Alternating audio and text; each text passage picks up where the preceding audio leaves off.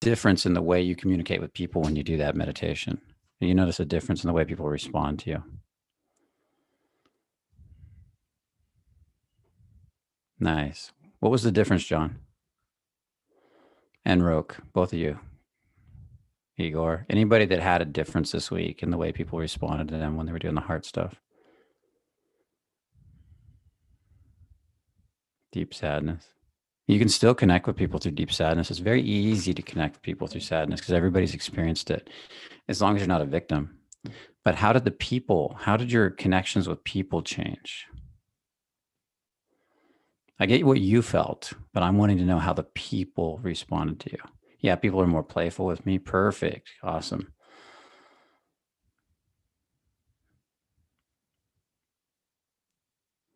More open.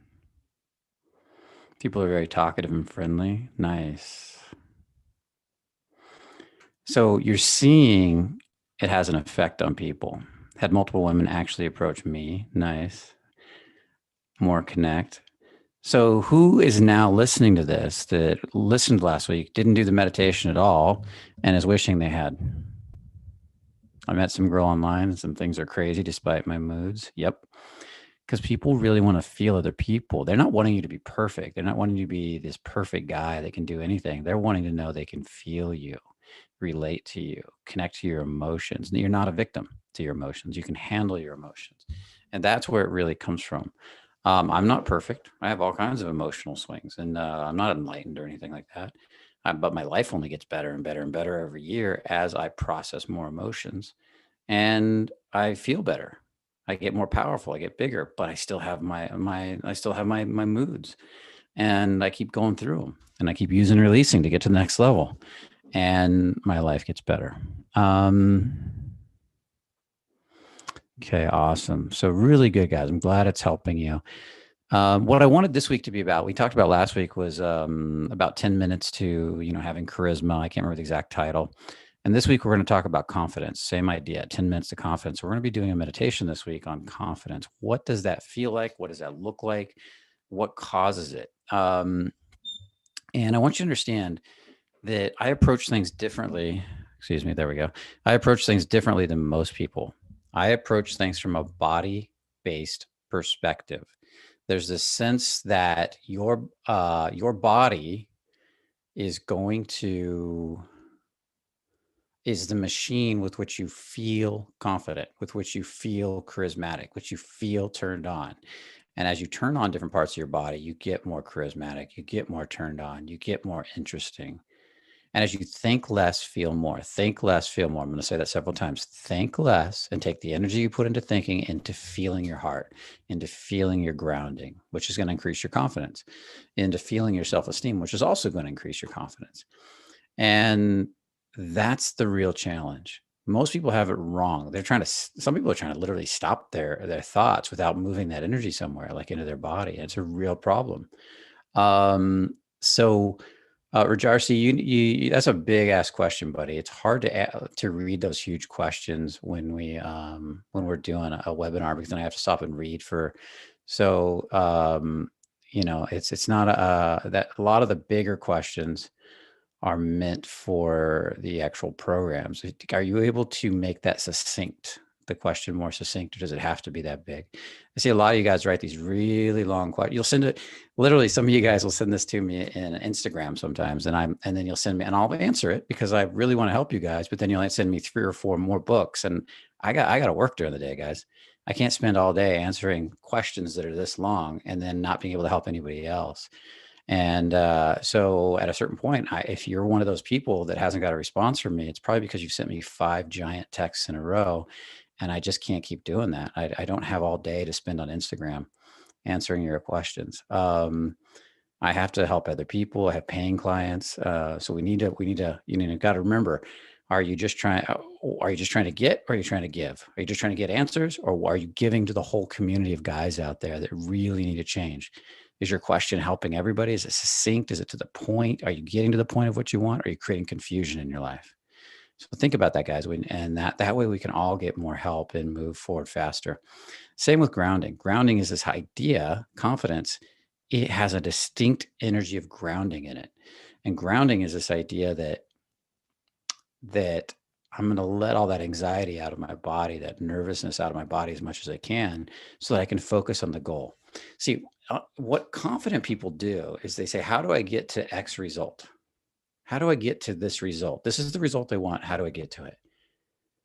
And insecure people, or people that have some self-esteem issues, and I was largely a victim to this. I had all these questions I was trying to get. I was never giving because I was too worried about me, and I had to figure me out. And so when I would ask a question, I would get lost in trying to understand and confusion. I wasn't really trying to get to the answer. I wasn't saying, how do I get to this end result as fast as possible? I was more or less saying, how do I deal with the obstacles between me and the end result? And I would get lost in the obstacles. And I would say, oh, look at this obstacle. Look how bad it is. Look how much work I have to do. Oh, this is going to take a lot of work. Oh, how do I deal with it, Brian? How do I deal, or my car teacher, Carl, how do I deal with this obstacle? Carl, how do I deal with that obstacle? Or I had another teacher, Chad, what do I do about this obstacle? Oh my God, I'll never get past this one. When I'm talking like that in my head and in my body, am I focusing on getting to the end result? No. I'm focusing on getting lost in the obstacle. So the universe, by law of attraction, has to create that reality. It's just like people say, the law of attraction is not real because I focus on having $1 million and I don't get it. But the truth is you don't focus on having $1 million. You might picture $1 million in your head for about 5 minutes, and the rest of the day you think about why you don't have $1 million, how hard it is to get $1 million, all the challenges to getting $1 million, and you literally get what you're thinking about. Challenges, difficulty. Then you look at your bills and you go, wow, look at this bill. Look how broke I am. And you're re-manifesting the same thing over, saying, yeah, I thought about $1 million today for all of 5 minutes out of my whole day. The rest of the day I spent worrying about my debt. Well, no wonder you don't have $1 million.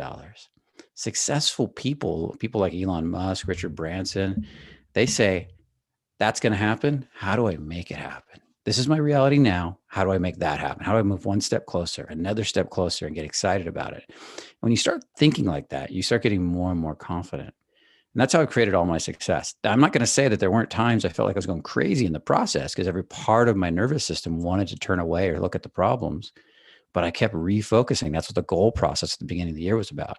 Refocusing back on the goal.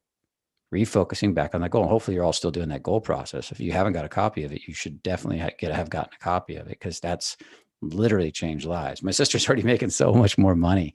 She's hitting all her goals. It's amazing to watch her. I'm so proud of her. But that's because she's focusing on the end result. She's figured out how to focus on the end result, what she's creating, rather than what went wrong. So it's really simple, but it's so hard to do when you're programmed to do the opposite. And you get up in the morning and you say, this is my current reality, the details of my current reality, no drama involved. Just, I have this much money. I have these bills. This is my debt. I fully accept that. That is neither right, wrong, good, nor bad. I fully accept my situation.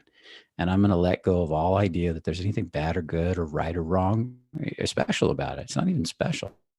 This is where I'm going. Now, how do I move another step closer to that goal today? Not how do I think about what's wrong, not how do I ponder all my problems? How do I, and because the releasing is done on all that desire to ponder your problems, think about what's wrong, worry about what's not going on.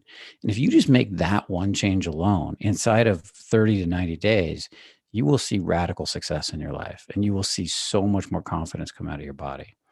That one change alone. But that's not what today's call is about. That's just an idea or a concept I want you to take in as we're moving towards today's call. So,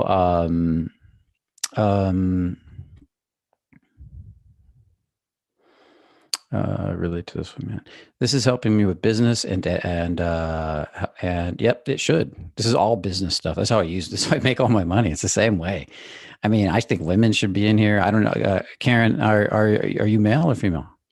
Because Karen in the English, it's actually spelled different. It's Karen. You're spelling it in a unique way that I've never seen. So I'm guessing you're male, but we do get women in here sometimes. And your name is typically in the United States. Karen would be a female name typically. But where are you from? And am I saying it right? I might even be pronouncing it wrong, because we typically spell it Kren for the females. So yours is uniquely spelled, so it might even pronounce different.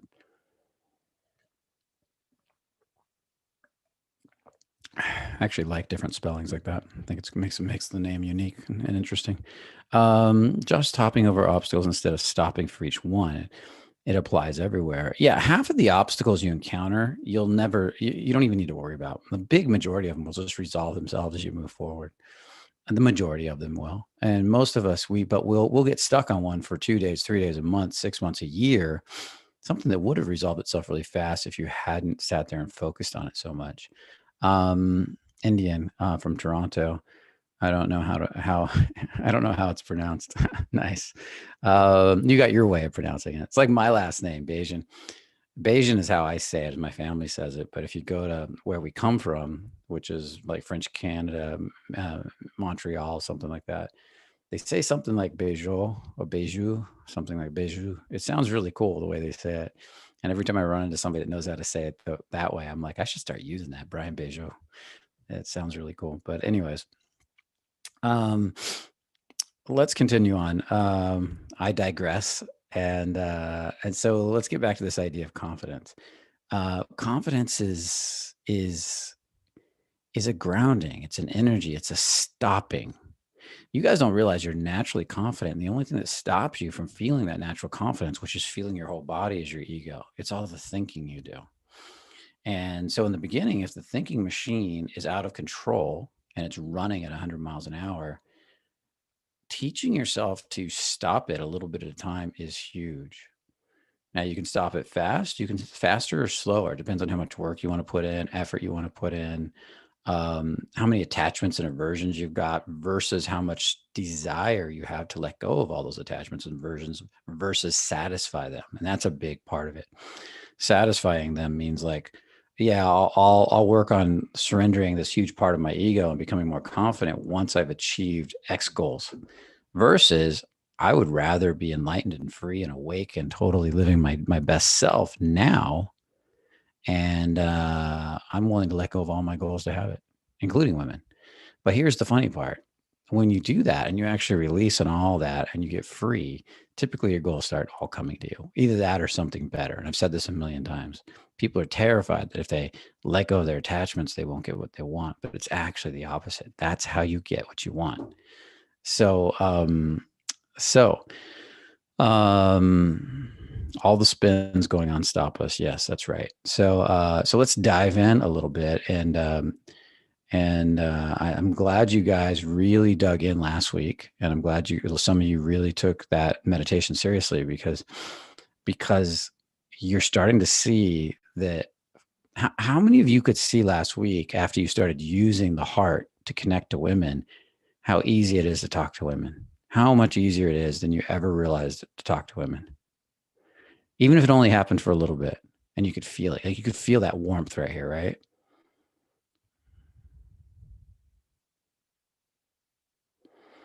Easier, yeah. Mind blowing, yeah.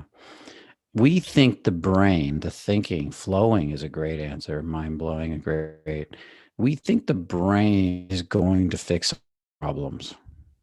And the brain we think thinking is going to fix our problems. You couldn't be further from the truth. How many great artists out there say that, well, the book just came to me, or when I was playing the song, when I wrote the song down, it just flowed right through me, or when I surrendered, it just happened. Or I took years to write this book, and then one day I surrendered, and it all came through me because I stopped thinking. You get on the surfboard to stop thinking. You get on the snowboard to stop thinking. You climb the mountain to stop thinking. You play the music to stop thinking, because that's where the true art happens. And that's when people become magnetized to you. They become fascinated by you because they can feel that flow happening within you. And talking was actually effortless. Yeah, that's exactly it. So you want to keep developing this. Now, let's talk about the second aspect, confidence. For me, it got even a bit scarier. That's perfect, Raymond. That means you're probably going in the right direction. You are going in the right direction because you're getting more vulnerable. And that's part of what creates the awesome connection you have with the women. That's why they like talking to you, because they can feel some emotion coming off you, as long as you don't get needy and whiny and like, yeah, you scare me. My lip is shaking, but I'm here to talk to you anyways. If you own your own fear, that's fucking sexy, guys. So, so that sense, of nervousness or fear that came up was as you were getting more vulnerable in the heart, which also allows for more connection. So it's a double-edged sword, right? But as you get more grounded and get more into your stomach, more into your legs, I'll say, you're actually going to feel more comfortable being more vulnerable. It's going to start to feel fun, more enjoyable, scary fun. Like getting on that roller coaster, scary fun. Jumping out of that plane, scary fun. Getting on that stage and speaking for the first time about something you're passionate about, scary fun. It's that sense that that scary fun kicks on. And when you have really good grounding and really good self-esteem and you're having scary fun, then your turn on can kick on, no problem. Usually, unless you got a lot of shame around sex. Because your turn on comes from your sexual center. Your creativity comes from your sexual center. So really powerful.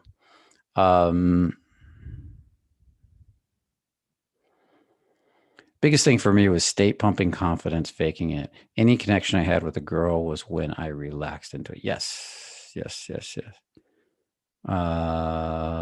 Biggest thing for any connection I have. So it's when you relax the state pump. The state pump gets you going, but you got to relax into your body at some point. And too big of a state pump will turn you into a dancing monkey. Yeah, I started to feel a lot more fear from my stomach. That's where your self-esteem is.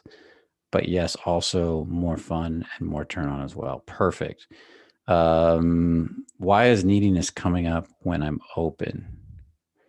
Why do you think?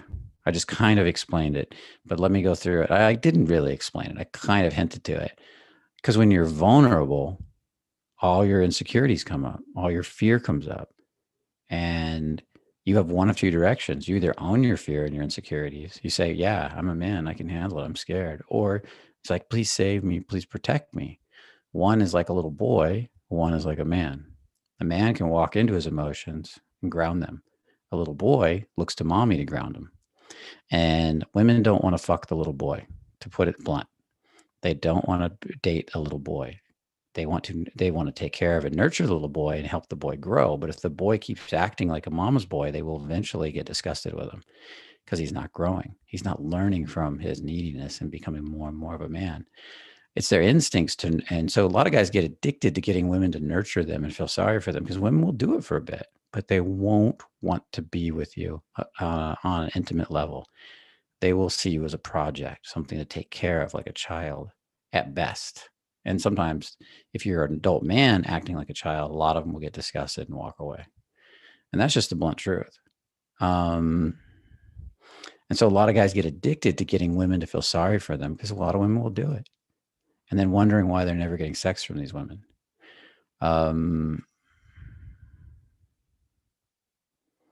Yeah, putting the mama's boy on a woman is tough. I used to do it too. I was raised by a bunch of women, and my mother, kind of trained it into me, and I had to break it. I had to be re-raised in a sense, and that's what having mentors and teachers does. It helps to. We help to, my teacher did wonders for me, and I'm spreading that energy back out.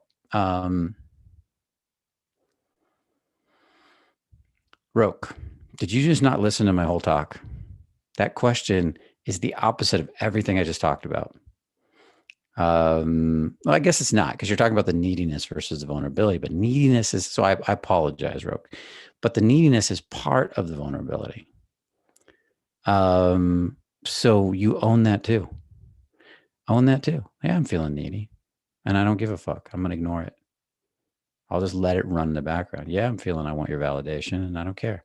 You don't have to say this stuff out loud, but if you have that attitude, then you can separate from what you're feeling in your body, but you'll still let run what you feel. Anything you push down is only going to get stronger, Rope. And then it's going to start to come out of you later when it builds up. So that's why being able to look at your neediness, own your neediness, say, yeah, I'm needy. I don't care. Yeah, I'm shaking. Yeah, I want your validation.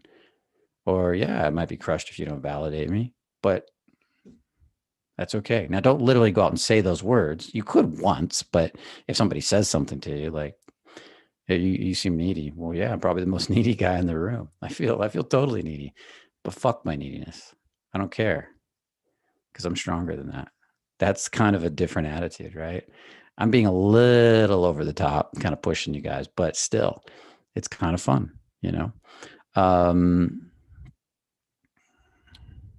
I did the meditation, then went to the store with the goal of 3 compliments. Felt too scared to do any of them, but mostly stayed out of my head the whole time, which was a step in the right direction for me. Great attitude, Zeke. And that's exactly right. So if you can't do the 3 compliments because you're more vulnerable after doing the meditation because your heart's open, what can you do? And the meditation we do today is going to help. Is going to help with that. But what could you have done instead so that you did accomplish a goal of talking to 3 women? Could you have asked them directions? Could you have asked them to give them a compliment about their, well, you said compliments. Could you get, instead of a compliment about them, like you're beautiful, a compliment about something that's a beautiful scarf? Or could you have asked them a question about something they were looking at or about to buy? Could you ask their opinion on something? Just random, pick something, just so you accomplish the goal, not with the intent of winning the girls over, but the intent to feel the tension and process all the vulnerability that comes up. That's the difference between using an opinion opener to get a girl and using an opinion opener to process and develop your confidence. I look at all of this stuff when I go to do it as a form of building my confidence and knowing that as my confidence builds, the girls will come naturally. So, okay, good.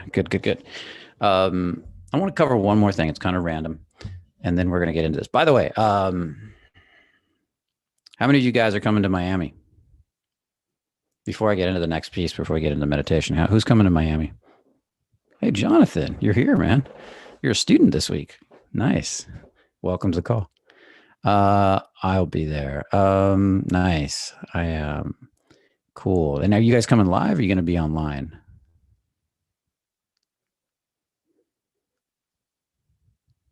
Live. Nice. Be great to have you, Gerald. Live. Yes, John. It's going to be a lot of fun. I love Miami. We're going to be talking about flow states. We're going to be talking about flow states in dating, just like flow state on a surfboard, flow state in music, flow state in anything you do. We're going to be talking about that dating should be more like a flow state. Flirting should be more like a flow state. It shouldn't be something you think about. Now, that doesn't mean it's going to start out that way, but there is a path to getting to a flow state. And we're going to be talking about that path to getting to a flow state. You can use this for other things besides dating. You could use this in business. You can use this in art. You can use this in athleticism. And all flow states is I'm going to give you some assignments to do while you're there. And we're going to see your response to them, but to while you're at lunch, things like that. But flow states are activated through tension and through the proper application of tension. We're going to be getting into that in Miami. We're going to be getting into working with the models in Miami to help demonstrate what a flow state looks like and how it works. And as you develop it more and more, stuff that was hard to get turned on in the beginning, like let's say a heart, starts to activate at will. And you start to be able to open your heart and just say, hey, hi, and just let that feeling come through, which is what we started last week. The next thing is you're going to start to be able to drop into your grounding more, or drop down into your turn on more and feel your turn on and relax into it. And that becomes really powerful. And so these abilities, if you want to really develop them and you want to have fun with them, click on the link in the chat and sign up for the summit. There's only a few seats left. I don't know how many, I can't remember, but there's not many left. And I know the week before is when everybody buys. Everybody wants to wait till the last week and then they all start buying. Plus, we've got an online option. If some of you would rather watch online, I would rather be in Miami. Well, I will be. I had this Bitcoin seminar I wanted to go to. I called up and it was already sold out. And I was like, it was only $400. I was like, dude, I'll be there. It's in Texas. I was so excited to go. And they're like, well, you can watch online. And I'm like, I want to go. I was tempted to just like keep pushing and say, how can I get in there? I had just found out about it, and I'm not a big Bitcoin. I mean, I am a big Bitcoin guy. I like it. I don't sit there and trade all day or anything like that. I just hodl. But I was definitely interested in going and learning more about the technology, because this technology is going to be awesome. And being at the event is everything, in my opinion. Meeting people, networking, building friendships, stepping it. Do you know how much more tension you step into to go to an event than you do to watch it online? And it's easy to avoid the tension online, to wander off and go do something else, take too long at lunch. But at the event, you don't want to miss a thing. I spent all this money. I flew here. I got a hotel. So just throwing those options out, man. I think the VIP is all sold out, our VIP dinner. So there's none of those available, unfortunately, guys. But it would be great to have you. So click on the link, check it out. Camaraderie is the best part. You're absolutely right, Cody. So getting into where was I at? You guys remember? Was I about to get into the meditation, or was I talking about one more thing before I did? Um, I guess we're going to get right into it. So let's talk about, let's call it, well, it's more releasing and revealing on your body. And it's an embodiment process that we're going to be taking a look at. Um, your body is a machine to bring things from the non-physical to the physical, from an idea into physical form. This is a little device I use a lot. It's an interesting little device. It writes like paper, feels like paper. It's called Paper, Papyr, and it's a lot of fun. And I use it for. I got tons of notes in here. It's digital, and and and somebody thought this up, and they made it, and it started as an idea in their mind, an idea mixed with emotion, and they got turned on for it, and they wanted to create it, but to bring it into form, to bring it into physical, dense form where it's an actual real thing, they had to ground it out. They had to, some notes there. Don't read my notes. They had to, see, I just wrote an S on there. But they had to ground it into form. They got the idea, they got turned on, they maybe broke it down on the screen, they wrote notes down, just like I'm doing in here. And then they moved to moving it to the physical form, creating the pieces, figuring out what they need to do. And to step into that much tension, because to bring it into physical form is even more tension than creating even an idea. They had to ground out all that tension. It's scarier because that's where things go wrong. That's where concept is great. But when they start to bring it, that's where things go wrong. Your ideas start to fail. You see the flaws. You have to adjust for them. And the more grounded you are, the more you're going to find those flaws are fun. They're just like waves you ride. That every challenge is just an obstacle that you resolve, leading to an ultimate success. It was the same attitude as the Wright brothers. Wright brothers stepped into a lot of tension. Nobody'd ever flown before. And here they are out of bicycle parts trying to build something that's going to take them way up in the air like the birds, knowing that if they fall off, they could die. And that's pretty ballsy when you think about it. People telling them it can't be done, people telling them they're crazy, but they're doing it anyways. And that takes a lot of grounding, because that's where you can easily feel really stupid, dumb, vulnerable, scared, nervous. Every excuse in the world shows up at that point. So stepping out there and talking to girls is a whole nother level of bringing women into being in your life than it is thinking about talking to girls.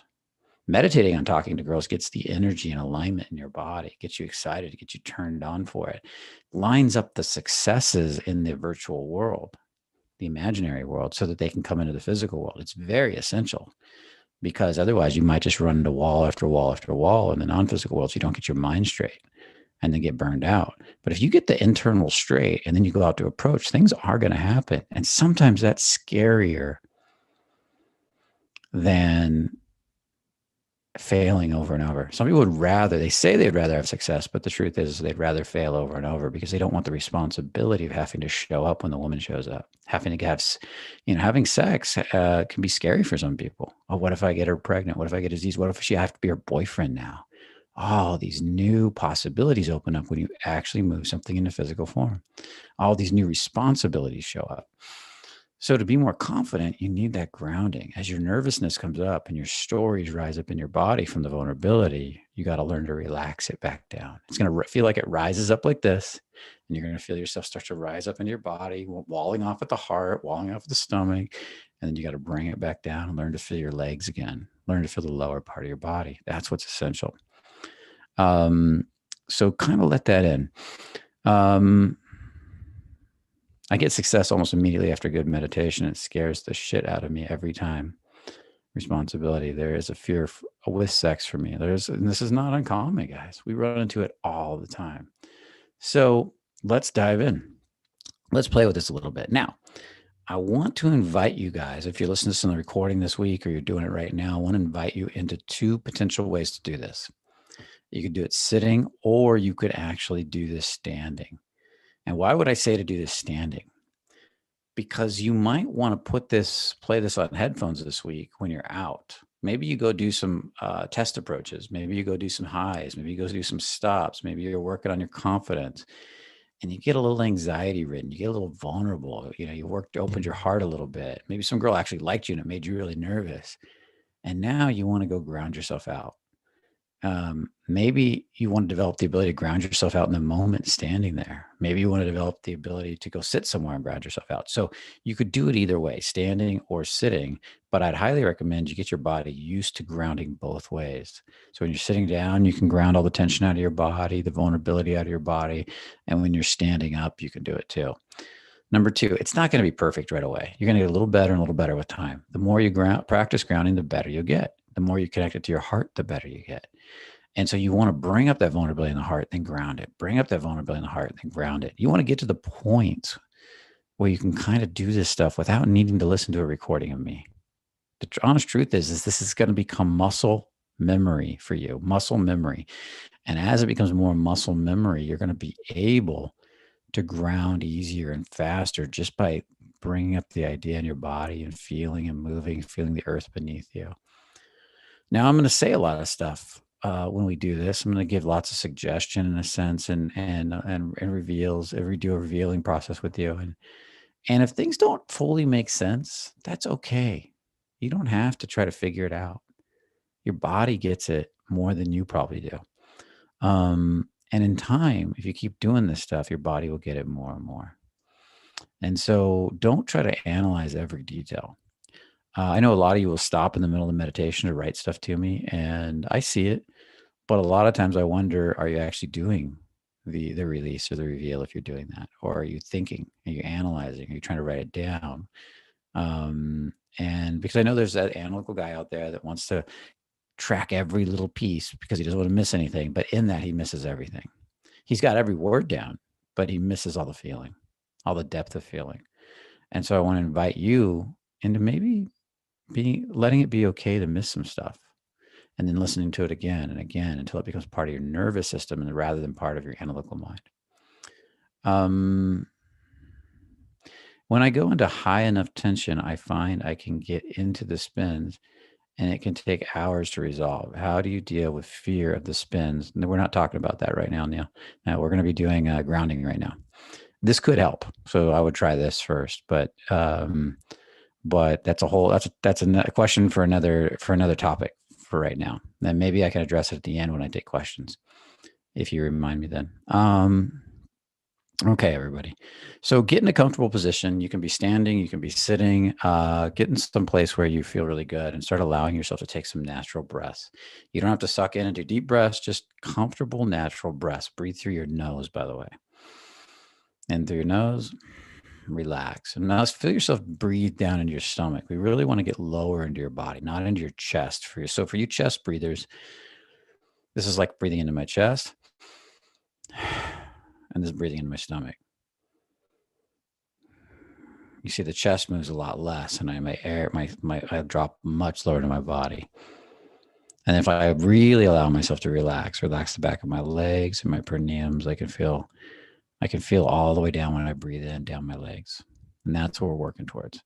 So just allow yourself to take a few more breaths, feeling as low in your body as your body's willing to let you. And don't force it, because with time, you'll just get more realizations and more understanding. It's like anything you do over and over again. You just kind of figure things out with time. Dribbling a basketball, surfing, snowboarding, skiing, dancing. The more you do the moves, the more you get realizations, understanding. Things get kind of figured out for you.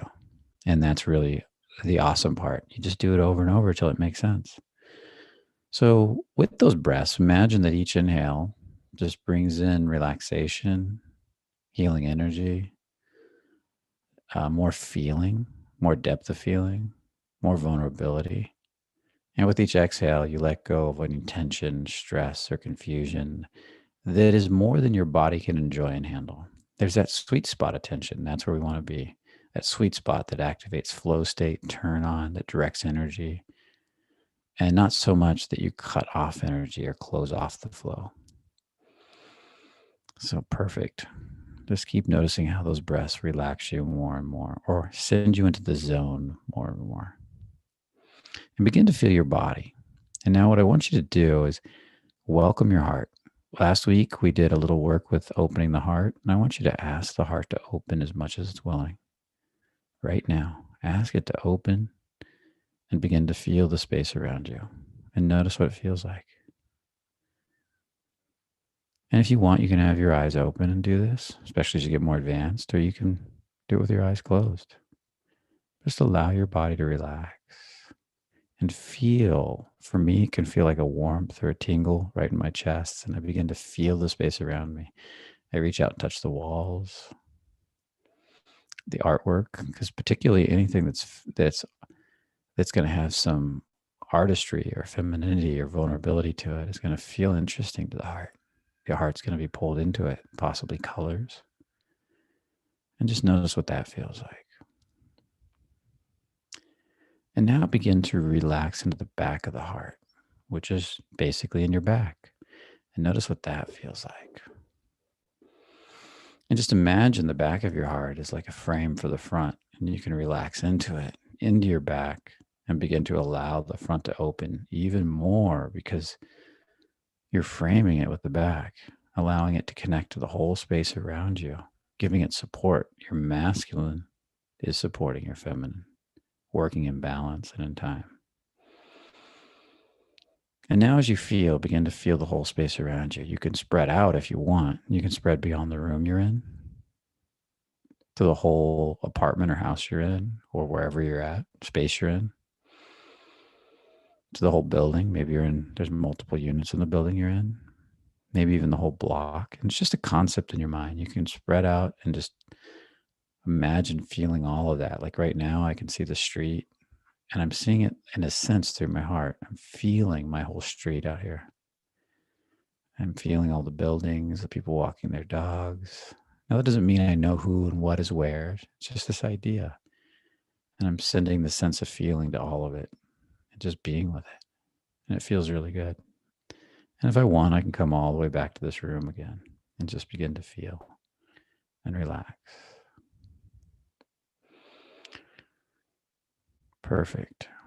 Now begin to welcome up the image of you meeting or talking to or flirting with that perfect girl. Whatever she looks like, just start feeling in the details. And you can see her in your mind's eye. But then I want you to drop her as you really get excited about her, drop her down into your heart and see if you can find a sense of appreciation for the image you're creating. See if you can get a sense that you're looking through your eyes, talking to her, and she's standing right in front of you. Maybe you're flirting, maybe you're laughing, maybe you just approached her. She's smiling. Maybe she reaches out and gently touches you because she's having so much fun with you, maybe on the elbow or the arm. Maybe she looks at you a little longingly and starts to lean in and gets a little closer, or asks you to take her number. Or maybe you ask her for her number and she excitedly gives it to you. Whatever excites you, whatever turns you on, just kind of let your mind fill in the blanks. And don't be dogmatic with it, just play with it. So if you go to create a blonde, but your mind keeps creating a brunette, play with the idea of a brunette. Maybe there's a reason your mind is creating a brunette. If you go to talk to one girl, maybe there's two girls. Let your mind do it. Sometimes your subconscious might be trying to show you something, teach you something. So let it fill in the blanks for you. And then again, drop that thought, that feeling down into your heart. And then let your heart open and project into the space around you, creating almost like a 3D image of you talking to, flirting with, approaching this beautiful girl or whatever else you're doing with her. You can decide. And there's a lot of things you can be doing with her. I'm sure your imagination is already going there. So just let yourself sit with that. Let yourself be with that. Let yourself feel that. And notice that as you bring it down into your heart, into the space around you, there's more tension in it. There's more tension in that idea. There might even be more turn on in that idea. And with that said, I want you to begin to now feel your whole back. As your heart begins to project into the space around you, what does your back feel like? Can you relax into your whole spine and feel your whole spine? From the base of your spine all the way up to the top of your head. Feel what each vertebrae feels like. Relax into it. If you're sitting, relax into your chair. If you're standing, relax down, up and down the body. Just feel what it feels like. And feel how when you feel your spine, you begin to feel more relaxed. You have a sense of support because you're thinking less, feeling more. So as you talk to this girl, flirt with this girl, or do whatever with her, there's a sense, I've got my own back. I've got my own back. So just relax into that now and notice what that feels like as much as you're willing. Now allow yourself to feel your back as much as you do. And if there's resistance to feeling your back, I want you to welcome that too. Just say yes to that resistance. And just say yes to any and all resistance you're experiencing right now, even if it's only 1%. Yes to that tiny little bit of resistance or that large amount of resistance. If there's numbness, just say yes to that. And just be with whatever you're feeling. If it feels warm and tingly, it starts to feel good, say yes to that. And now begin to say yes to the warmth and tingle that is there no matter what you're feeling, even if it's only 1% or 100%. And with that said, just allow it to sink in a little deeper that there is a part of you that can access feeling good no matter what you're feeling, even if it's a tiny little bit. So begin to move from that part of you that feels as good as you do, resting in your back, to that part of you that feels as resistant as you do, no matter what it is. And notice what that feels like. And the part of you that feels as good as you do.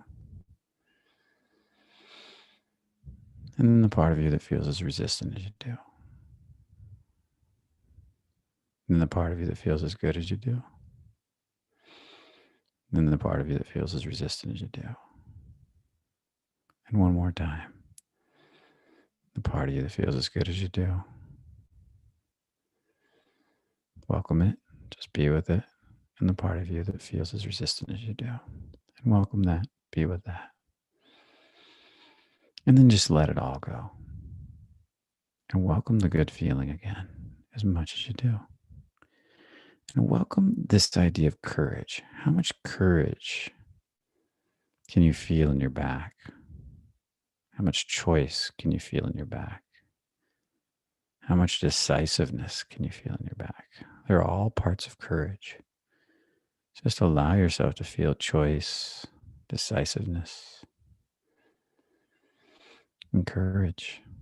Welcoming these feelings along and in your back, relaxing into the chair or the way you're standing, just feeling it. And as you roll down your consciousness down your back, begin to notice what your sacrum feels like. If you want to, you can move it a little bit and explore it. And notice again, as you move your sacrum, is there any tightness? Actually, not again for the first time, but still. Is there any tightness in the glutes? Is there any tightness in the perineum or the taint? Is there any tightness in the muscles deep inside the glutes or the ass? If there is, just ask your body to let it go. Let it go as much as it's willing. Just let it fade away, drift away as much as it's willing without force. And just be with that now. And now one more time, welcome any and all sensations, feelings of tightness or resistance that might be in the glutes, perineum, the taint, which is the same thing, or the ass area. And notice if there's any pictures or images, thoughts or feelings that are coming up with that. Notice if there's any sense that what you're feeling is right or wrong, good or bad, that it means something. And just ask yourself, can you let all that go? Can you let all sense that it's right or wrong, good or bad, it has any meaning go? And with that, can you let go of all the images, thoughts, feelings, and emotions, sensations that come up? And just notice what you're feeling now. Notice if you're starting to feel down your legs a little bit more. Because ultimately, as you start to relax in this area, you start to feel down the backs of your legs more. And if you relax into the back of your legs, all the way down through the calves, you can start to feel into the ground beneath you sometimes.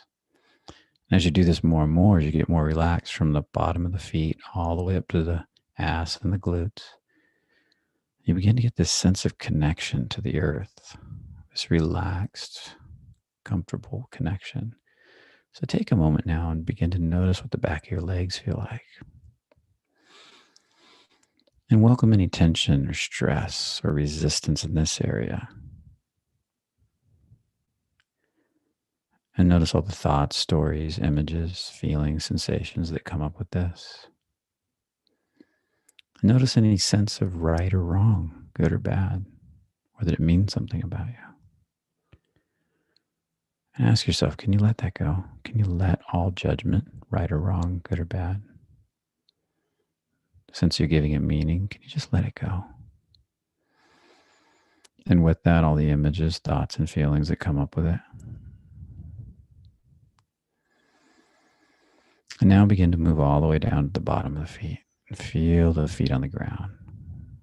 Feel any tension you might be holding in the bottom of your feet as the weight of your body could be on the ground, or your feet if you're sitting, resting on the ground. Begin to ask your body to become aware of what you're feeling in your feet. All the thoughts, the emotions, sensations, and the feelings. And then just ask your body to let it go. Let it go as much as it's willing.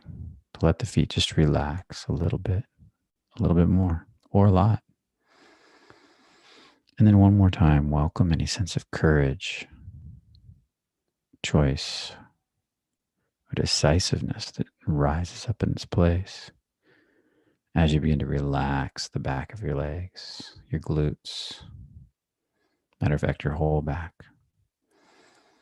And with that said, feel the whole back of your body, the back of your legs, your glutes, your perineum, your sacrum, the back of your spine.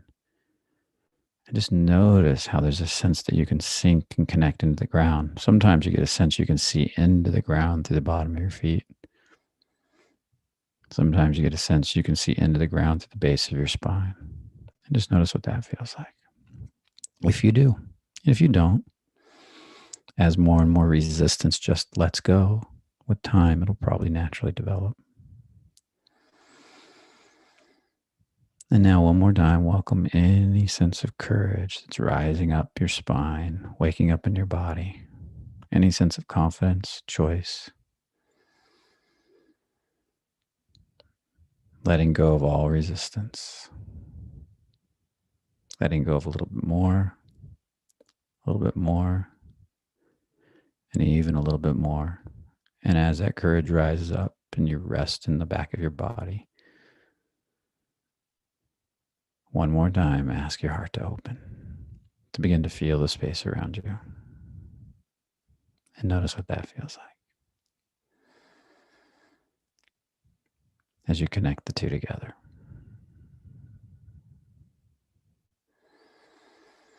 Now, with that said, just let go. Let go of everything. And when you feel ready, go ahead and come into the space and put some comments into the chat box. And we'll begin a discussion about this. But take your time. Don't rush. Let yourself come out when you're ready. There is no rush. This is recorded. You can watch it again.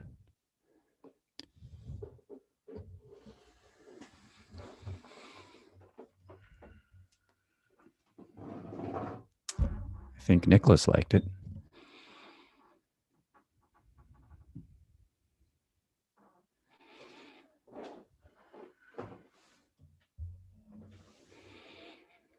Nice. I'm glad, Liam. That's what it's for, man. To help get some of that tension out of your body. Good, Raymond. Nice, Liam. Felt like going through a portal. More and more of me is on the other side. All down the front. Yeah, the back opens the front. Once the back is supporting the front of your body starts opening more and more. That's very common. Because the back is the masculine, the front is the feminine. The front can express itself freely when the masculine is there to support it. Nice, Roke. Congratulations, man.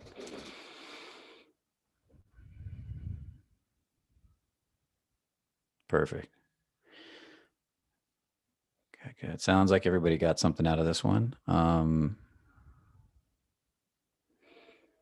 Awesome one. That's perfect.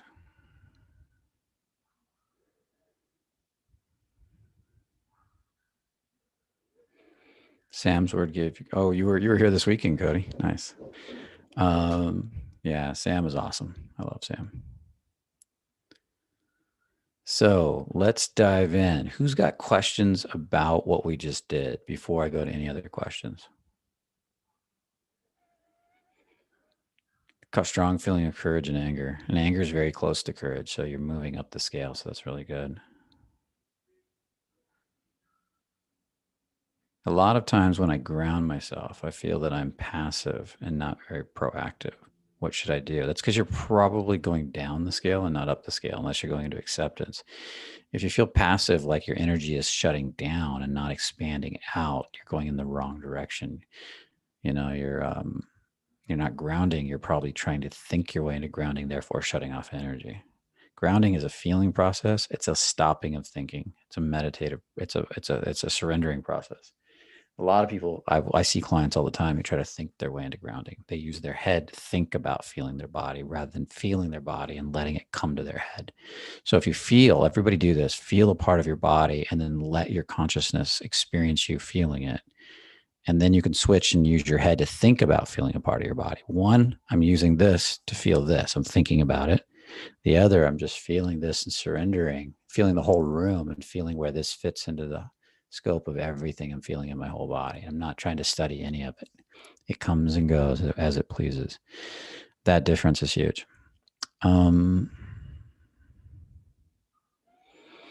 Is the flow part of communication? Yes. Yeah. It comes through the body. The body's the conduit for it. It's on the YouTube channel, Boulevard. It's last week's call. I believe they're all on the YouTube channel.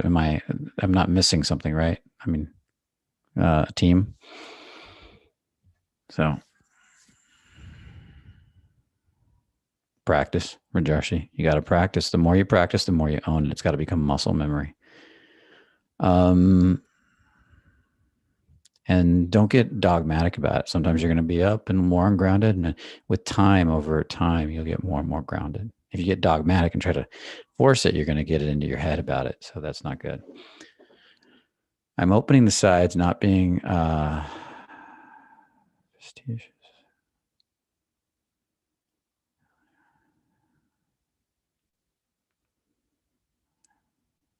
Legs are buzzing. Good. Good job, Karen. I think that was just more of a comment. Cool. Yes, it's there. Yes, YouTube channel. Nice. So Cairo is confirming that. I just had a massive realization. Good job, Raymond.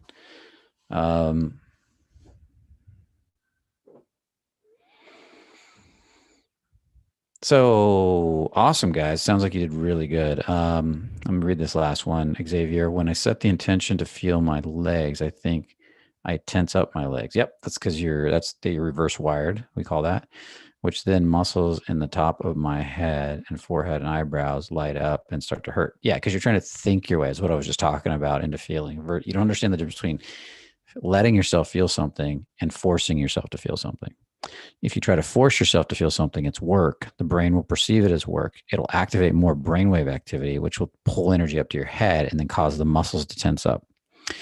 If you let yourself feel like a true meditative process, then you slow down brainwave activity and you surrender into feeling.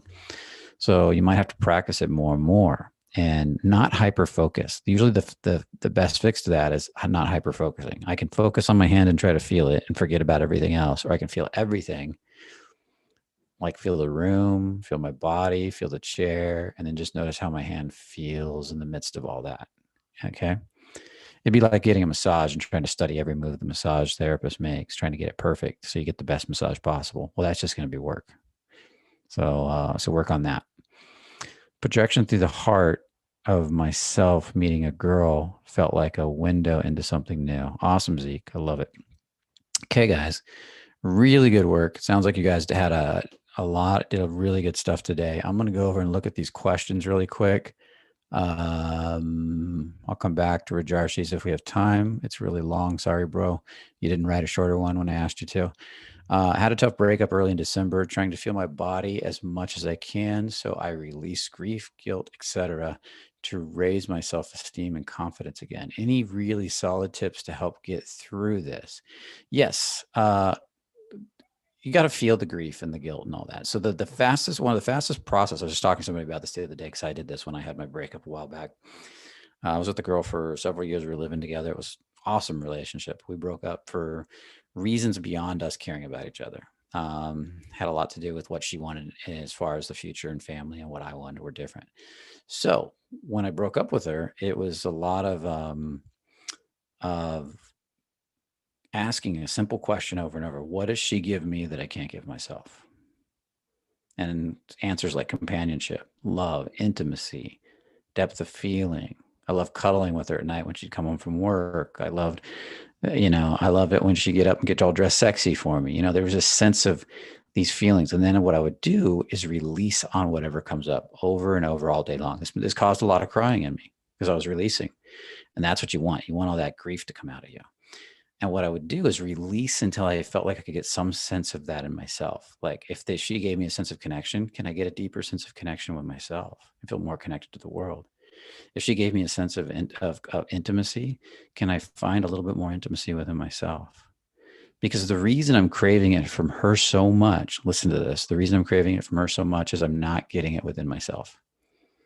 But yet all of these feelings are coming from you. Even if she's there, she's the catalyst, but they're coming up as chemical responses in your own body. So you are capable of recreating all those sensations on your own through meditations till eventually they become a part of you, till you feel like a whole being.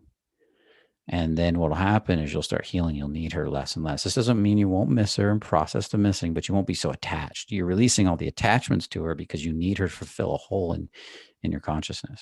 And so that's what this question does. What do I need to, what am I trying to get from her that I can't get from myself? That's the question I would use over and over, and then I'd release on it. Okay. Okay,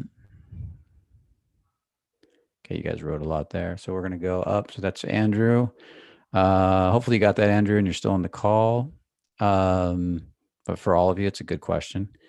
Nice. Somebody almost fell when they were doing it. I went a little longer than intended, guys. I intended this to be short and easy, and I kind of went nuts with it. So awesome. What about sex? Okay, again, a simple answer to sex, Rogue. Lester Levinson said he really wasn't interested in sex anymore as he got more enlightened and more awake. And somebody asked him why was that? Because he used to crave sex. He'd have lots of sex. He chased women. He was a womanizer. And he said, well, that thing you're chasing from sex is pure intimacy and connection. It's a sense of oneness with another person. That's what an orgasm is. You're completely surrendering to another person. And that pleasure you get from orgasm, he goes, I live in all the time. I'm feeling that all the time. So I don't need sex to feel that pleasure because I'm walking in that pleasure. That's what it feels like. Now, I haven't experienced it to that degree. Don't get me wrong. I still love sex. But what I have felt is more and more turned on pleasure in my body every year that I do this. I'm moving in that direction to where my body is becoming a more sensitive, pleasurable machine. So you take that any way you want. I'm not giving up sex anytime soon that I plan to, but and then here's the other thing that happens. I enjoy sex more and more. And if I'm not getting sex from one person, I know I'll get it. And like we move on, I know there's going to be somebody just as awesome or better that comes later. Like if it stopped having it with this woman, she's not my source of sex. Sex comes from my believing sex will be there. So then if she leaves me, somebody else will show up. That's awesome too. And it's going to be as good or better. And it seems to always get better and better and better because I'm getting more and more comfortable with my own body every year. So there's the long, short answer. Okay, I'm going to go to the next question over here. Juan Sebastian. A lot of times when I ground myself, I feel that I'm very passive and not very proactive. Well, I already answered that question. What if I cannot focus on what you're saying because I'm too busy almost crying? Then cry and listen to the recording again. You don't have to hear everything I say. Your subconscious picks up on the bulk of it, especially if you're in a theta state or an alpha state, and it's going to hear a lot of it anyways. And if you try to hyper focus on everything I'm saying, you'll probably get it in more analytically than feeling anyways. And then when you're more present and your heart's really open, you'll reach a point where you'll be in a nice, beautiful, relaxed state, and you'll just be hearing all the words. You'll be really focused, but you won't be analytical, and that's a nice state to be in. But it doesn't happen overnight, so just kind of let it happen. Emmanuel, have a question about ending a relationship. She wants to stay friends, but I believe I may get more growth from just cutting the cord, usually, and dealing with the loneliness and want for validation. Feel a bit confused. Yeah, if you feel like that, you should probably do it. Because if you've got codependency with her and she sounds like she's got codependency with you, this idea that you guys are going to stay friends usually ends up in a back and forth relationship.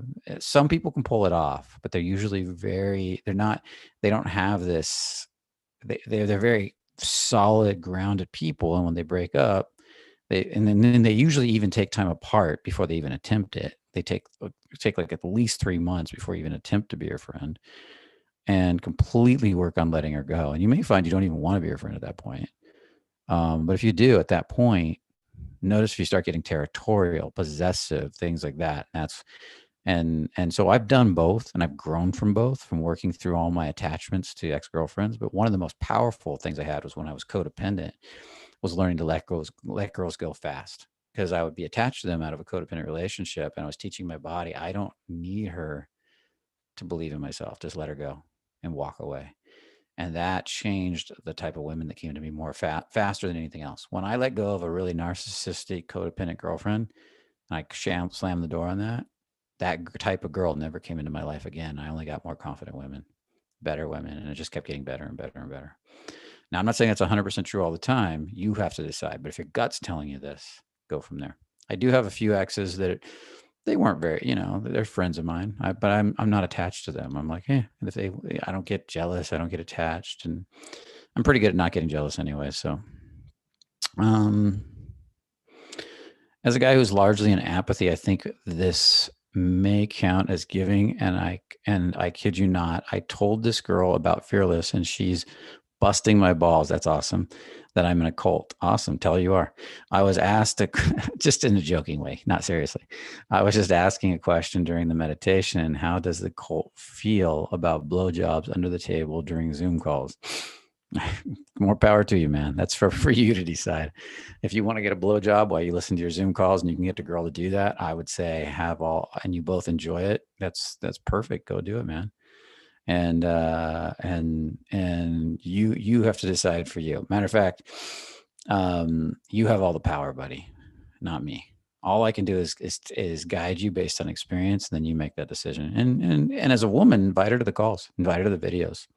Women typically love it. Women are our biggest supporters, so I'd be more than happy to have more women on the calls. I'm always inviting them.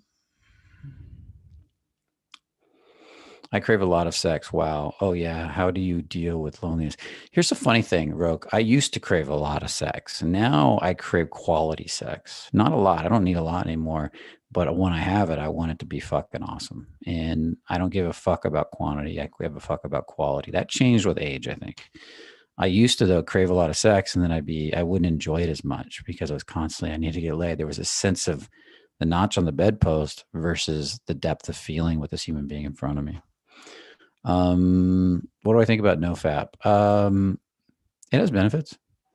I think if you're a chronic masturbator, I think NoFap can be great. I think NoFap can be great for conserving energy, for getting things done, for focus, especially developing especially if you're using masturbation to avoid feeling. NoFap can be awesome because it'll force you to feel stuff, and your energy will build. But I don't believe it has to be done 100% all the time, all year long. It can be done, here and for a period of time. especially if you're having trouble wanting sex a lot too, and you got a partner, NoFap can be amazing. Dr. Glover openly talks about how he only comes about once a month.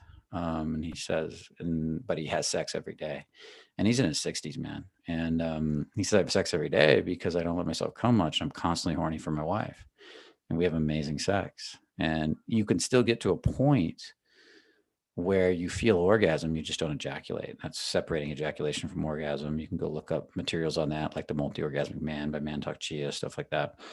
And where the energy more goes up your spine than and goes through your body, actually gives you more energy rather than depleting your energy. So that's another thing you can get into. I think it's great stuff. And I think anything where you get obsessive, we can never come again, or I have to do this 100%. That's where you're getting obsessive the other way, So there's a healthy balance to everything. And that's what, when the mind becomes obsessive, you can really cause a lot of chemical imbalances in the body too.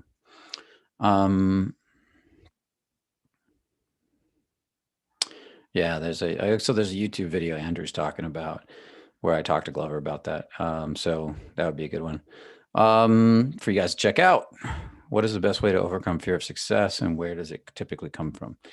I always look at fear of success typically most of the time, and with each person it can be a little different, but I look at it as responsibility, fear of responsibility. The more success you get, the more things you have to do.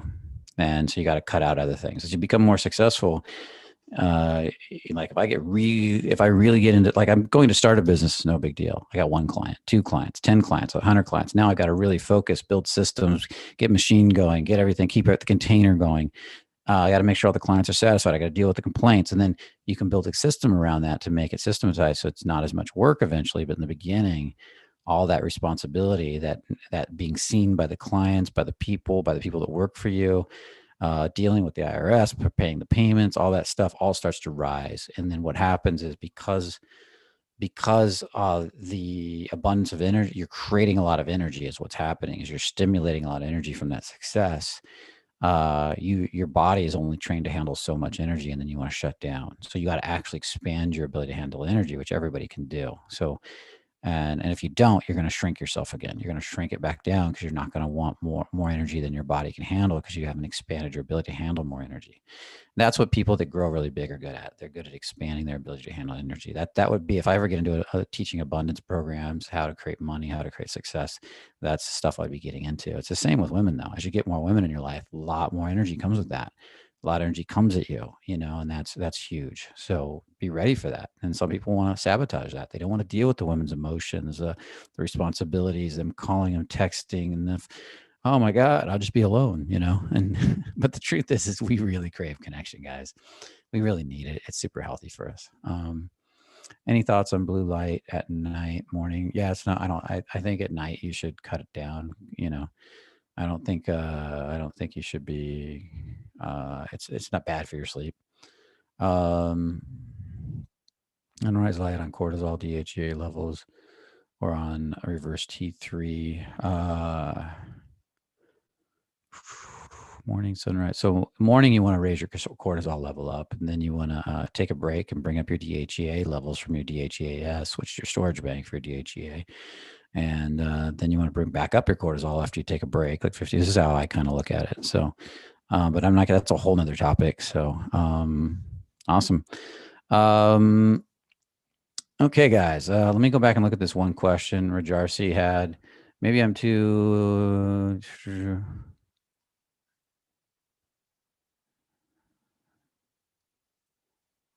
Okay, maybe I'm too invested in the process of being confident and better, and because of that, more and more women and success are not showing up in my life. Well, it sounds like you're trying to be perfect. There's a difference between working on becoming better at something and growing and trying to get it perfect, or you're not good enough. Those are two different concepts in the mind. One is I suck unless I'm perfect, unless I do it great. And the other is I'm growing and just getting better every day. And the other one doesn't have much. It's just you explore growth, and if you fall down, that's a learning process. From the one, you have to be perfect. You're not good enough until you get to this ultimate goal you've set. Otherwise, you suck all along the way. The attempt to get better causes you to feel pain. So change your thinking on that. You're just growing, and let go of the need to be perfect, Rajarshi. That will cause a lot of pain. Okay, I'm gonna leave it at that. I'm not gonna answer that big thing you wrote down there, that paragraph. I don't. You could, if you got more questions, you can put that one in next week. Okay, bud. I did want to get to part of your question though. That was awesome. You guys are awesome. Loved speaking with you guys. It was a really good night. We went a little over. It's 18 after the hour. Make sure to, if you're going to sign up for the the attraction and gathering, the attraction and seduction gathering, where we learn more about flow state and in dating and seduction and sex, then let's get signed up right away. Don't waste time. Don't miss out. Guys always wait till the last minute. They miss out. Don't miss out. It's going to be awesome. It's going to be fun. And this hotel is damn sexy. The women are damn sexy. We're heading into spring, getting closer to spring. Plus, Miami's warm. There's the beach. You can get out, get past COVID. There's nothing but good reasons to go if you can get out there. And if you can't get out there, there's always the online. Check out the online. How many of you guys are going? Yeah, the Confidant is awesome, isn't it, Cody? How many of you guys are going out there? Just let me know. Put it in there if you're going online or in person. I don't care. How many of you are attending? And just in boom, online. Good, live, Gerald. Yeah, nice. See, a lot of people here are going to be there, and we're only limiting to the live audience to 50 because of COVID. So we got to keep everybody a little bit separate and have a room with a lot of space. Normally we would have a bigger room, but still, because we can't have you right next to each other.